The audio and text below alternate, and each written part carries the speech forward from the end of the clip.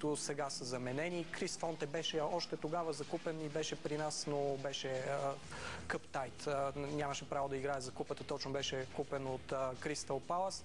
Както виждате, един доста стабилен централен защитник, който имаше шанс дори да вкара. Доста други играчи, нови, Ричард Чаплоу, например. Така че нещата върват на добре и добрите играчи са запазени. Това, което прави впечатление е, че Манчестър Юнайтед изглежда толкова опасен в офанзивен план. Може би това се дължи на по-младите и по-енергични футболисти, за които и ти току-що говориш. Общо взето, защо са малко подаванията и към Ернандес, и към Оуен? Колкото и странно да звучи, ние държим доста повече топката, така че халфовата им линия не работи както нормално. И предполагам, сър Алекс ще търси нещо в това направление. Да задържат повече топката и да пресират съперника, защото в момента отбора, който пресира, е Саутхемптън. Ето играта на Майкъл Оуен.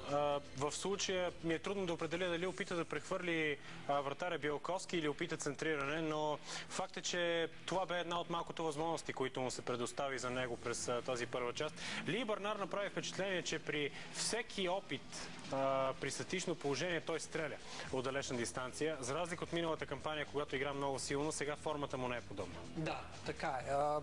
Значи, миналата кампания той я вкара не Ли Бърнар, Рики Ламбърт, вкара 36 гола. Тази кампания обаче не му върви. Повечето му голове са от Дуспи, има едва 9 гола. Все още един от водещите голмайстори, но не е това тази машина за голове, която беше миналата година. Тогава наистина просто влачеше на гръб отбора и всички зависеха от неговите голове. Докато тази година головете са разпределени между играчите, но истината е, че той пропилява доста положения, които миналия сезон просто влизаха. Може да видите някои от тия преки свободни. Аз съм убеден, че миналия сезон ще просто да ги завърти в скобата и да водиме с 2-0. Харесва ли ти играта на Оксклейд Чемберлейн? Определено. За млад играч невероятно. Доста е бърз и има доста правилни отигравания. Не се увлича от самостоятелен дрибъл, да се забие. Играе много добре.